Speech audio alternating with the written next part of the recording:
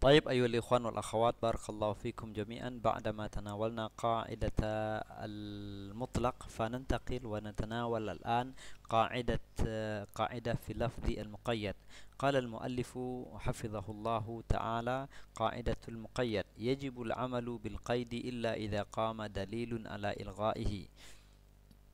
Kaidah lafaz muqayyad yaitu wajib hukumnya mengamalkan atau melaksanakan kaid, kriteria yang menyertai suatu lafaz kecuali jika terdapat dalil yang menunjukkan bahwa kriteria itu diabaikan atau tidak untuk dilaksanakan. Min amthilatil qaidah, di antara contoh-contoh untuk kaidah ini, yang pertama adalah qauluhu ta'ala fi kafaratil zihari faman lam yajid fasiyamu syahraini mutatabi'aini min qabli an yatamasa.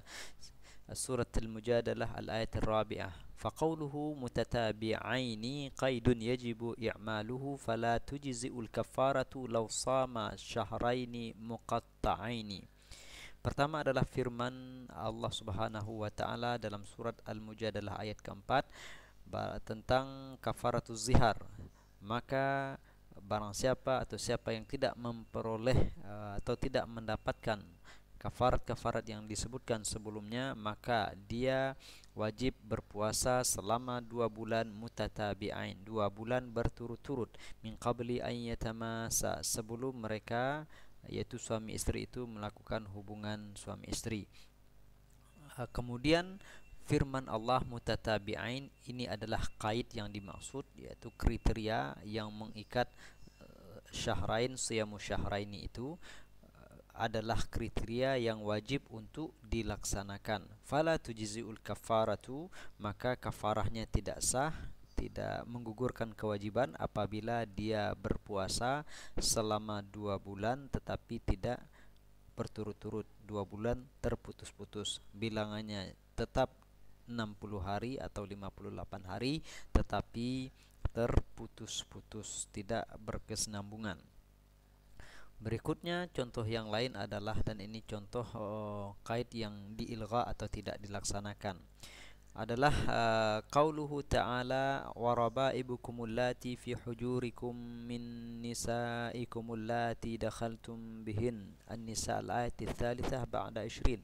Fa qauluhu fi hujurikum qaidun lakinnahu la athara lahu wa innama kharaja makhrajal ghalibi lianna binta zawjati takunu ghaliban ma'a ummiha. Ala hadha jumhurul ulama'i anna binta zawjati al-madkhuli biha muharramatun bimujarradid dukhuli bi ummiha kanat fi baiti zawji wa tahta ri'ayatihi aw kanat fi mawdi'in ba'idin la sya'na lahu biha.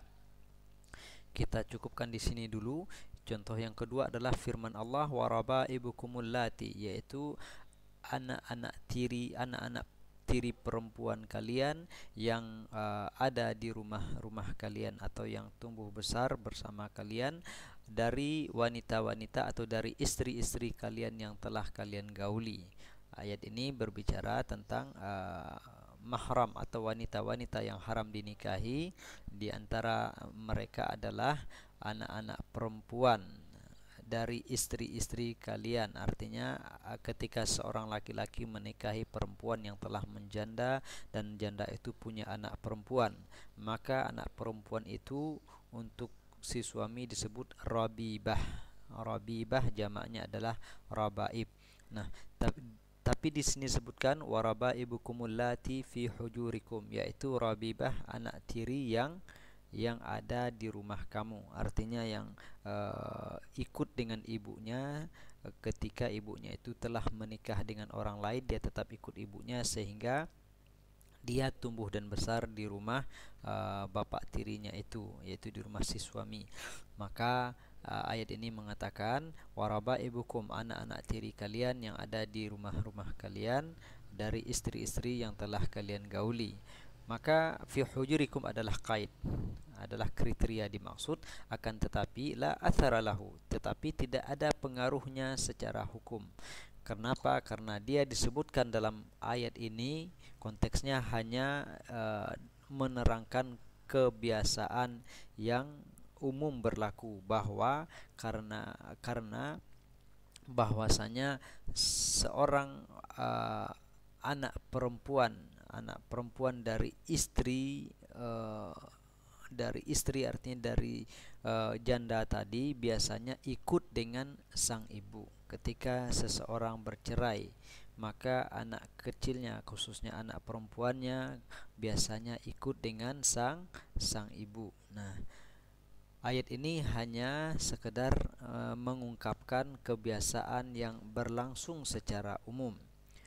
Oleh karena itu, jumhur, ya inilah yang menjadi pendapat jumhur, ala hadza jumhurul ulama anna binta zauja al-madkhul biha muharramatun bi mujarrid dukhul. Ini adalah argumentasi jumhur ulama bahwa anak tiri anak tiri yang perempuan yang ibunya telah digauli oleh si laki-laki, oleh suaminya itu, maka anak perempuan itu atau anak tiri itu menjadi haram hanya dengan menggauli si ibunya. Ya, menggauli ibunya, maka otomatis anak perempuan dari istri itu menjadi haram. Sama saja apakah anak perempuan itu ada di rumah si suami, ya ikut dengan ibunya dan tumbuh bersama dia, besar bersama dia, dididik di rumah itu, atau anak tiri tersebut berada di tempat yang jauh, tidak ada urusan si suami atau ayah tirinya itu dengan anak gadis itu. Nah, jadi ini menurut jumhur itu argumentasinya adalah bahwa kait ini disebutkan oleh ayat bukan dalam rangka menetapkan kriteria tertentu, tetapi dalam rangka menjelaskan, menerangkan kebiasaan yang berlaku umum.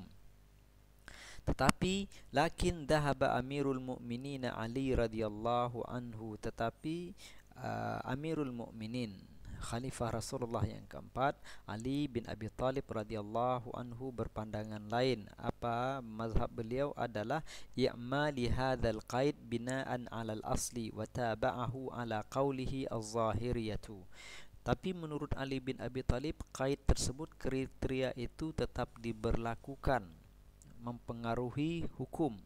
Jadi anak tiri yang diharamkan itu adalah anak tiri yang selain ibunya telah digauli, kemudian dia juga tumbuh besar, dididik di rumah si laki-laki atau ayah tirinya itu. Apabila dia besar dan berada di tempat lain, maka itu tidak diharamkan. Ini menurut Ali bin Abi Thalib, kemudian diikuti oleh mazhab Al-Zahiriyah. Nah, ini riwayat yang menjelaskan kalau itu adalah pendapat Ali bin Abi Thalib.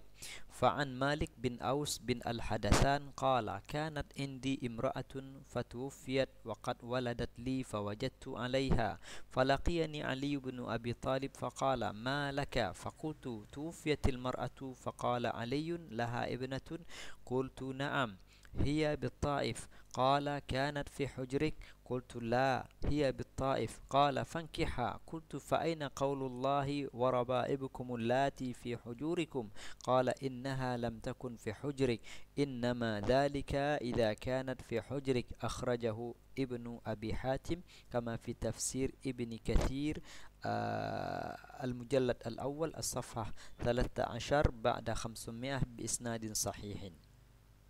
Nah, kita lihat riwayat ini dari Malik bin Aus bin Al-Hadatsan.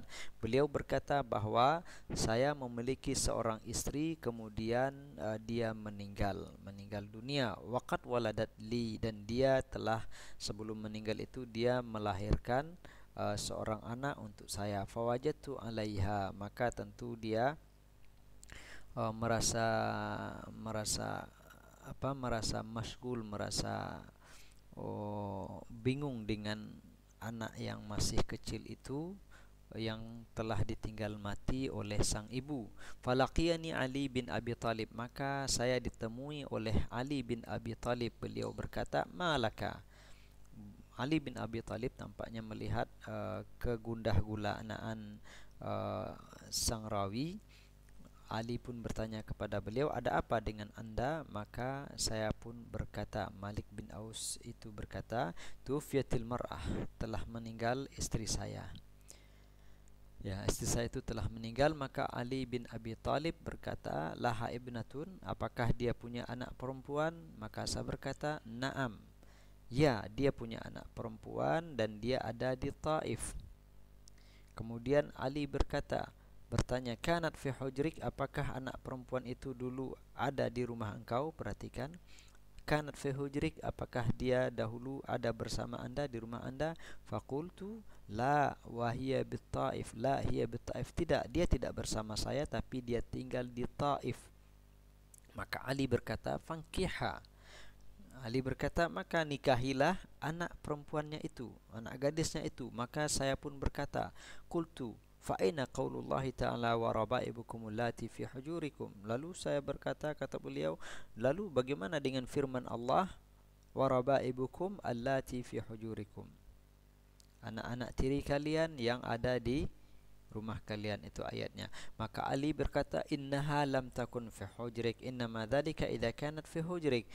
Ali berkata, sesungguhnya anak gadis yang engkau katakan anak istrimu itu kan tidak di rumah engkau. Nah, tidak, besarnya tinggalnya tidak di rumah engkau. Dia innama dzalika, yang dimaksud dengan ayat itu anak tiri yang ada di rumah engkau, yang tinggal bersama anda. Nah, demikian riwayat ini diriwayatkan oleh Ibnu Abi Hatim. Di dalam disebutkan juga di dalam tafsir Ibnu Katsir, disebutkan bahwa isnadnya sahih, bahkan dikatakan oleh ulama hadis isnadnya sahih, memenuhi kriteria sahih yang disebutkan oleh Imam Muslim, ya. Jadi itu secara riwayat atau secara sanad, riwayat pendapat ini dari Ali bin Abi Thalib adalah sahih. Nah, di dalam masalah ini Ali bin Abi Thalib radhiyallahu anhu melihat bahwa qaid yang ada dalam ayat ini tetap dilaksanakan. Jayyid, namun demikian jumhur berpandangan bahwa hal tersebut tidak berlaku, hanya sekedar menyebutkan kebiasaan yang berlaku umum. Karena apabila kita tengok alasan atau ilat dari pengharaman, jelas ada hubungan antara ibu dan anak di antara kedua wanita tersebut. Adapun di mana dia diasuh, tentu itu tidak berpengaruh, ya. Kemanapun dia diasuh tentu tidak mempengaruhi hubungan ibu dan anak itu.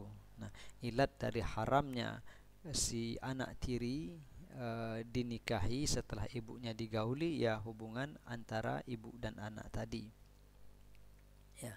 Dan itu tidak terputus apabila dia tinggal di mana saja, ya.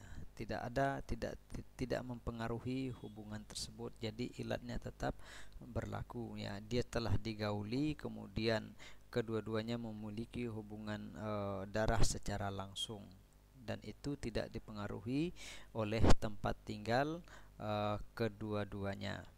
Nah, karena itu kait yang ada di sini tentu tidak munasib, tidak relevan, tidak cocok, tidak sesuai jika dikaitkan dengan perubahan hukum di dalam yang disebutkan oleh teks ayat ini secara lahirnya. Maka perlu dipertimbangkan substansi dan ilat dari hukum keharaman yang disebutkan di dalam ayat. Demikian ikhwan dan akhwat yang dirahmati Allah, kaidah yang berkaitan dengan lafaz muqayyad.